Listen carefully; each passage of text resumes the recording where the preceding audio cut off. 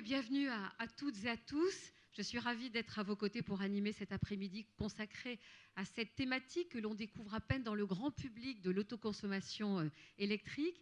Merci à tous d'avoir bravé les préavis de grève. Les forains n'étaient pas prévus, alors je sais que c'est eux qui ont rendu l'accès encore plus difficile à l'avenue d'Iéna. On est ensemble cet après-midi autour de cette réflexion, l'autoconsommation électrique, la réalité, ou plutôt les réalités. Il y aura 2 tables rondes pour en parler. Il y aura également des grands témoins qui vont réagir et qui vont nous apporter leur expérience. Mais tout de suite, pour ouvrir cet après-midi de réflexion ensemble, j'ai le plaisir d'appeler sur scène Monsieur Jean-François Carinco, le président de la Commission de régulation de l'énergie.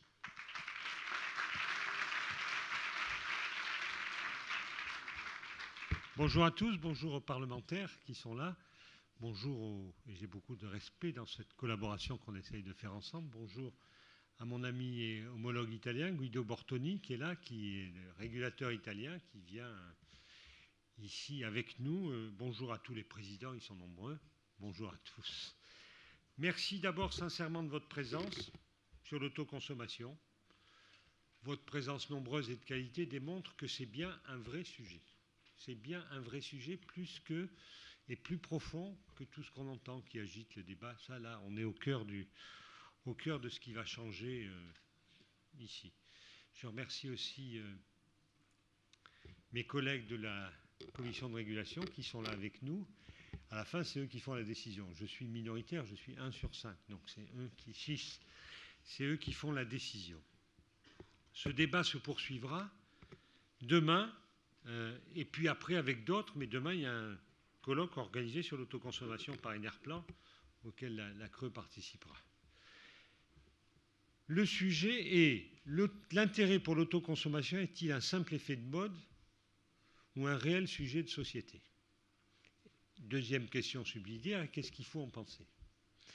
Pour ma part, je pense qu'il s'agit d'un sujet de société et pas d'un effet de mode.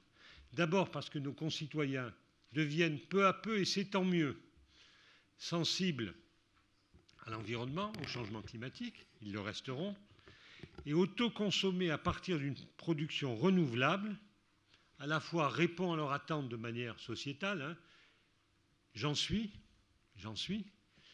et diminue l'empreinte énergétique de notre production, consommation d'énergie.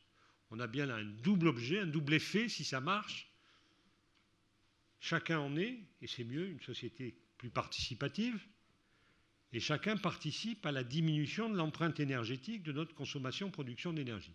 On voit bien avec les phénomènes antillais, auxquels vous savez je suis très sensible, que c'est une évidence, une terrible évidence. Le deuxième fait qui m'amène à penser, j'espère que nous pensons que c'est un sujet de société, c'est que l'innovation technique est là, elle ne fait que s'accélérer et que le demain est à construire et que le premier qui dit « je sais ce qu'est demain », juste, j'oserais le qualifier d'imbécile. On ne sait pas ce que sera demain, on sait qu'il avancera très vite et toutes les possibilités sont ouvertes dans le secteur électrique où l'innovation s'accélère. Alors aujourd'hui, c'est rien. C'est moins de 30 000 consommateurs sur les 37 000 millions de clients raccordés en électricité. C'est peu, mais la dynamique est là. Plusieurs milliers de demandes de raccordement d'autoconsommation en cours de traitement, plus des projets d'autoconsommation collective. Précurseurs, messieurs les parlementaires, vous avez inventé un cadre législatif, je respecte la loi, le 24 février 2017, qui donne un statut juridique aux autoconsommateurs et qui a été largué à nu sur le soutien financier aux autoconsommateurs.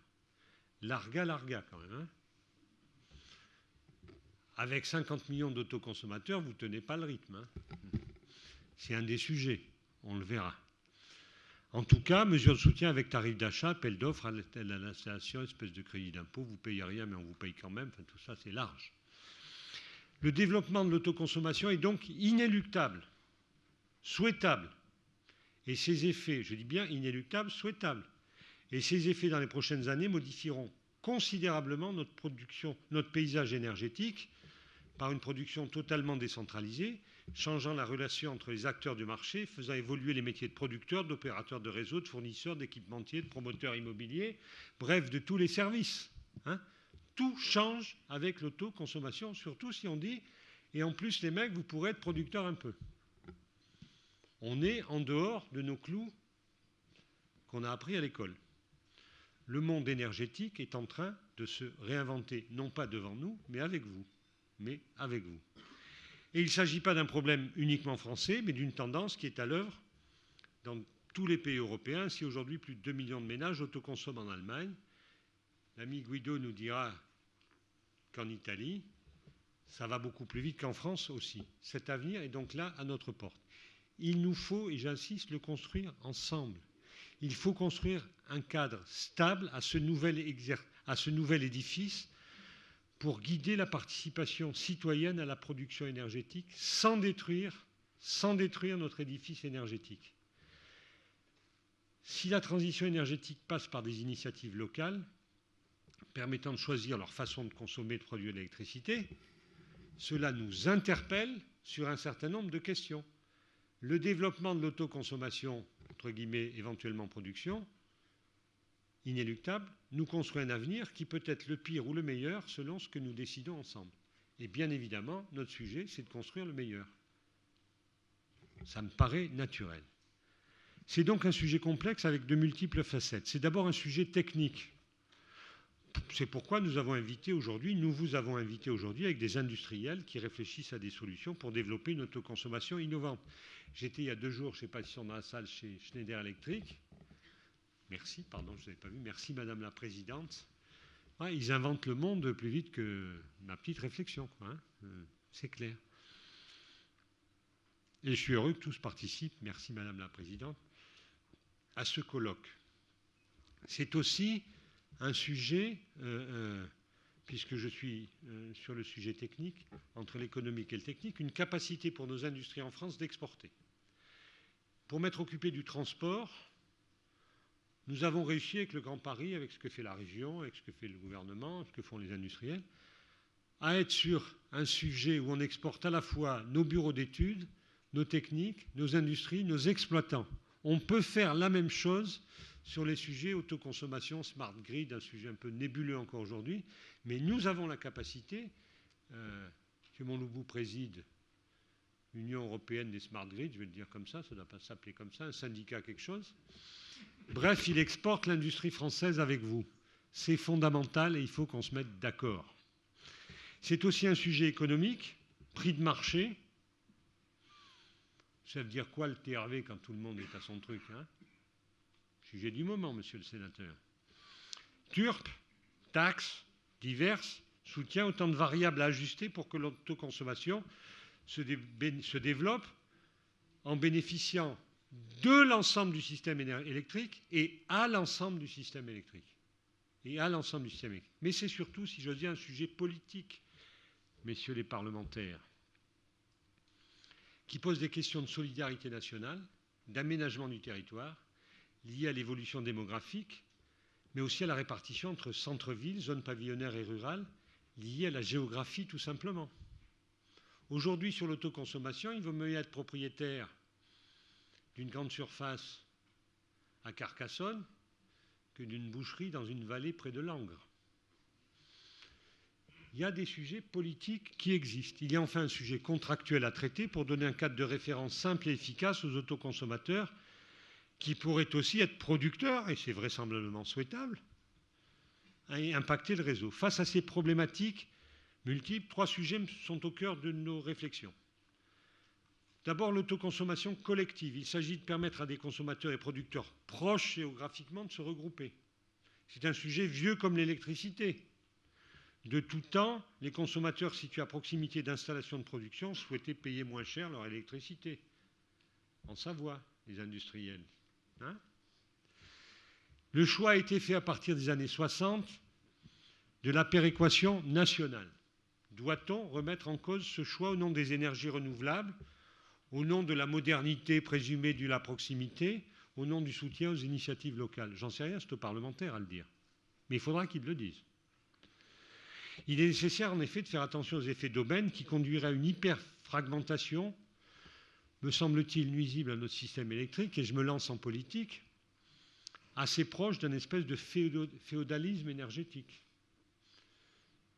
Sous prétexte de transition énergétique et de promotion de valeurs environnementales, ne sommes-nous pas tentés de détricoter le maillage de nos réseaux d'électricité qui garantissent à la fois la sécurité d'approvisionnement sur l'ensemble du territoire, mais aussi l'existence même de la nation? Veillons à ne pas sacrifier l'équité, l'unité, contre des vertus mal comprises de l'environnement. Un peu de politique, mais quand même, on est là pour ça. Ensuite, le TURP. La CRE établit les tarifs de réseau public de distribution d'électricité. Il m'appartient, avec mes collègues du collège, de m'assurer que les tarifs réseau reflètent les coûts engendrés par les autoconsommateurs, y compris les coûts liés à la solidarité entre tous les consommateurs et les utilisateurs. C'est notre boulot, on va essayer de le faire. Le tarif de réseau payé par les autoconsommateurs doit-il être plus cher ou moins cher? Le moins qu'on puisse dire est que les avis sont partagés. Et quand je suis arrivé, mes collaborateurs, Madame Bonnefoy, m'ont dit qu'il faut vite travailler sur le TURP. TURP réseau consommateur. J'ai répondu, prenons le temps. Prenons le temps parce que le sujet est important. En tout état de cause, le signal de réseau ne fera à lui seul pas un cadre cohérent pour l'autoconsommation. L'ensemble des signaux économiques doivent être examinés. Ce qui m'amène, messieurs les parlementaires, à un troisième point d'interrogation, les dispositifs d'aide directe, indirecte, les exonérations de CSPE, l'assiette fiscale de l'autoconsommation. Les mécanismes de soutien à l'autoconsommation doivent être, me semble-t-il, reconsidérés pour que l'autoconsommation ne devienne pas un jeu de vases communicants pour transférer les charges et avantages de certains consommateurs vers d'autres. Il y a là une vraie question difficile de solidarité et d'égalité devant l'impôt. Évidemment, je n'ai pas de réponse à toutes ces questions qui sont complexes et mon rôle est simplement de les poser. Ce sont des questions politiques, au meilleur sens du terme, politique au sens où tous les acteurs de la vie de la cité, industriels, consommateurs, élus, maires, élus à plusieurs niveaux, sont là pour répondre ensemble. Nous devons trouver, et c'est le but du colloque d'aujourd'hui, des solutions tous ensemble pour assurer un développement de l'autoconsommation, je dis bien pour assurer un développement de l'autoconsommation, sans remettre en cause les valeurs d'équité, de solidarité qui fondent notre modèle énergétique et sans remettre en cause la sécurité de nos approvisionnements. Merci à Cédric Lewandowski qui est là. Hein, c'est quand même... Après, on aime, on n'aime pas, on s'en fout, mais quand tu appuies sur le bouton, ça marche. Hein, c'est ça le sujet. Je rappelle qu'en France, le diable, c'est 3 heures d'interruption par an pour un consommateur. Et il y en a pour qui le paradis, c'est 3 jours où ça marche par an. Pas faire de négationnisme historique sur la situation, elle n'est pas mauvaise. Même si on doit construire le meilleur. Voilà, il me reste à vous souhaiter sur ces paroles un peu peut-être vraies, je l'espère, un excellent colloque pour débattre, un débat enrichissant dont on ne demande pas qu'il y ait des solutions. Je veux dire. Le seul type qui a tort, c'est celui qui dit « j'ai la solution ». Voilà, tout seul. Elle va se maturer, et elle se maturer au cours des années. Pas comme ça. Mais veillons à construire, j'ose pas dire step by step, parce que d'abord c'est de l'anglais, et ensuite ça paraît favorable aux énergies, pas à pas les solutions. Pour l'instant, je laisse la parole à mon ami Guido. J'ai pris la moitié de son temps de parole. À toi, Guido.